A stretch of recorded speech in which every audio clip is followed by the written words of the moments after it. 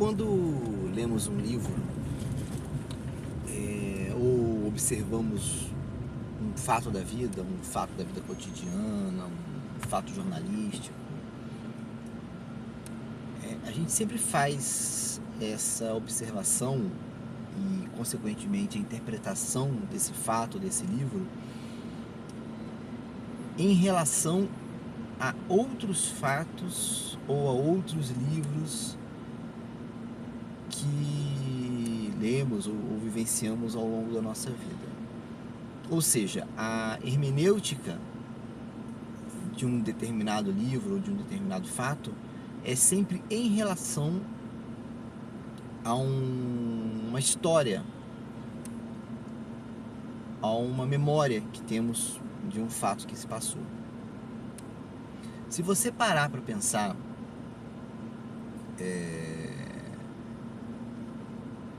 no fato em si, como ele é, livre de qualquer julgamento com base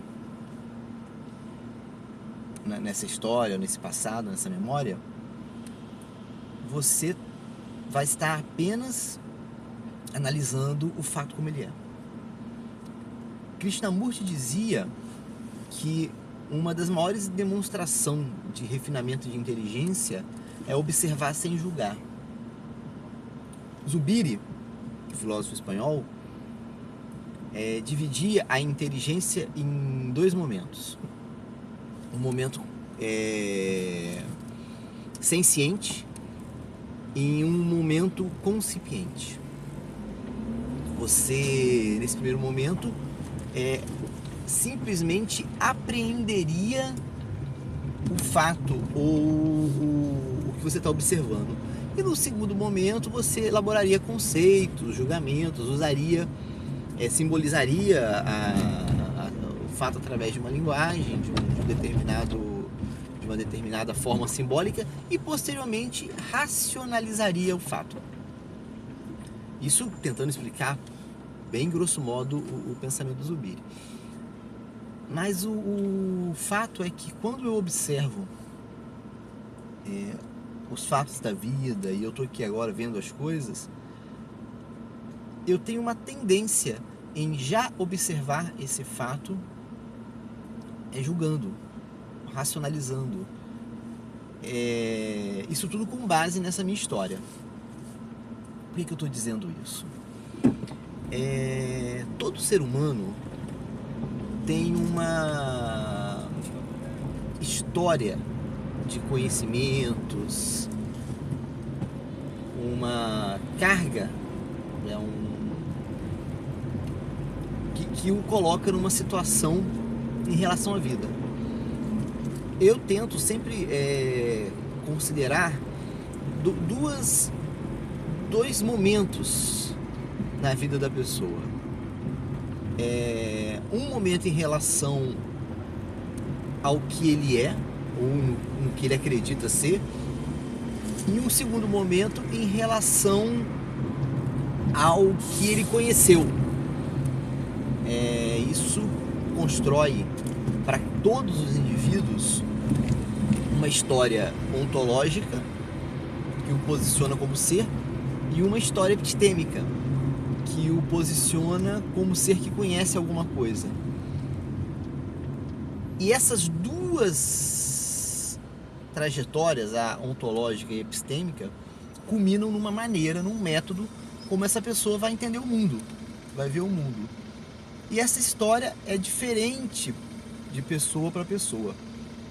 Por exemplo, os budistas ontologicamente acreditam que a vida transcende o corpo.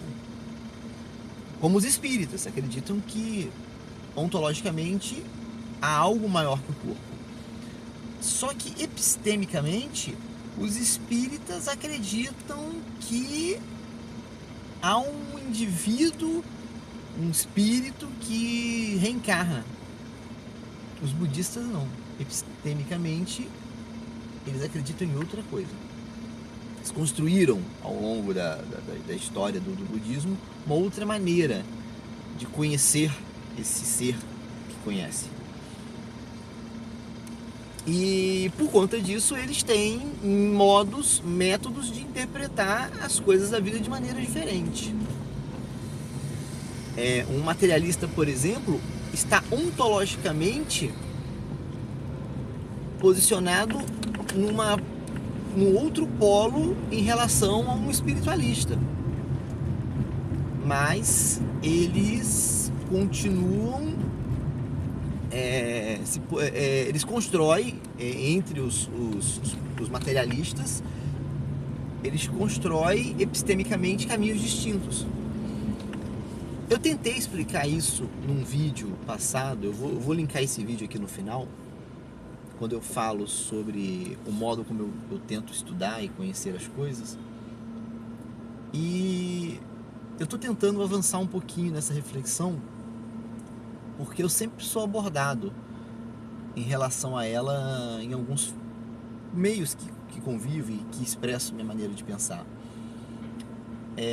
O que eu quero dizer com isso, e ainda de forma muito vaga, é que a nossa relação com o mundo, seja através da literatura, ou seja através do simples viver na vida cotidiana, ela sempre vai estar influenciada por uma trajetória ontológica e epistêmica. E é essa trajetória ontológica e epistêmica que vai determinar o modo, o método como eu encaro, enfrento e construo meus conhecimentos na vida. E conhecer isso, entender como eu me posiciono dentro desta ontologia e dessa epistemologia, e epistemologia aqui eu posso considerar no sentido mais lato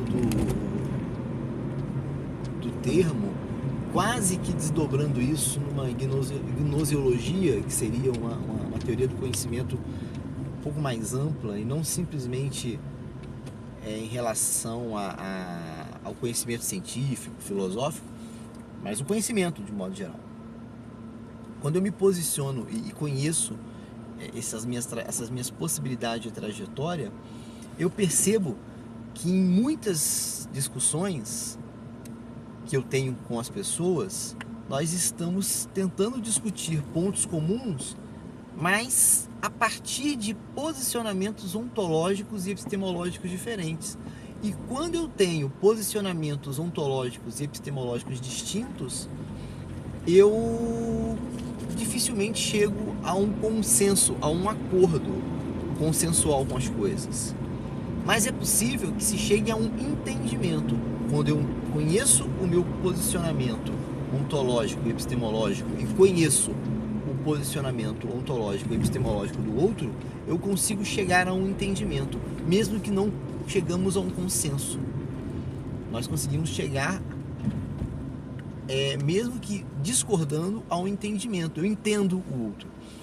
E essa postura, essa convergência ontológica e epistemológica me permite, no modo como eu tenho entendido a minha relação com a vida e com o conhecimento, me permite evitar o conflito. E nesse sentido, ser menos dialético e mais eslético.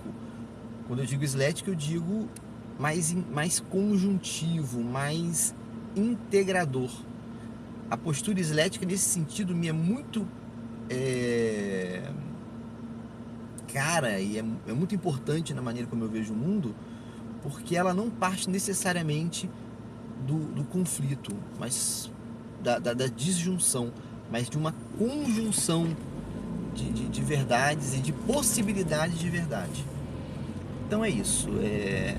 Se você gostou desse vídeo, deixa seu like aí, deixe seu comentário, questione, discorde, concorde e, na medida do possível, compartilhe com seus amigos. Enquanto isso, a gente segue papeando pelo caminho. Um abraço.